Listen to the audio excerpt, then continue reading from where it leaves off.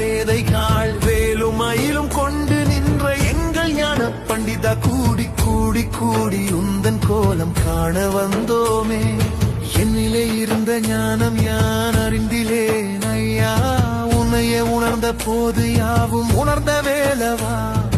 என்னிலே நீயே என்னுள் நின்ற அற்புதமே, உன்னை கண்டு கொண்ட பின்னே மற்றொன்றும் தேவையோ.